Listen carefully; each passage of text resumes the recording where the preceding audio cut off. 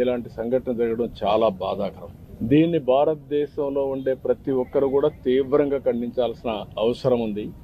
ఇలాంటి టెర్రరిస్టులు భారతదేశాన్ని ఏమీ చేయలేవు. భారతదేశంలో ఒక సుస్థిరమైన ప్రభుత్వం ఉంది, సమర్థవంతమైన నాయకత్వం ఉంది, ధీటుగా ఎదుర్కొనే శక్తి సామర్థ్యాలు కలిగిన ప్రభుత్వం. అలాంటి కేంద్ర ప్రభుత్వంలో ఉండే ఈ ప్రభుత్వం మీద ఇలాంటి చిన్న చిన్న సంఘటనలతో ఏదో కావాలని డిస్ట్రాక్ట్ చేయాలని ప్రయత్నం చేయడం ఇది వాళ్ళ అవివేకం తప్ప ఇంకోటి కాదు. ఏది ఏమైనా ఇలాంటి క్లిష్ట పరిస్థితులు వచ్చినప్పుడు దేశం అంతా కూడా సమైక్యంగా నిలబడాల్సిన అవసరం ఉంది. అందరం కూడా నరేంద్ర మోడీ గారి యొక్క నాయకత్వం కింద సెంట్రల్ గవర్నమెంట్ చేసే ప్రతి ఒక్క కార్యక్రమానికి మనం సంఘీభావాన్ని తెలియజేయాల్సిన అవసరం ఉంది. ఇది దేశ సుస్థిరతకు సంబంధించిన విషయం. అలాంటి సమగ్రత సుస్థిరత దెబ్బతీసే పరిస్థితి ఎలాంటి వ్యక్తులు చేసినా, ఎలాంటి శక్తులు చేసినా దాన్ని ధీటుగా ఎదుర్కొంటామని మనం సమాధానం చెప్పాల్సిన బాధ్యత అవసరం కూడా ఉంది.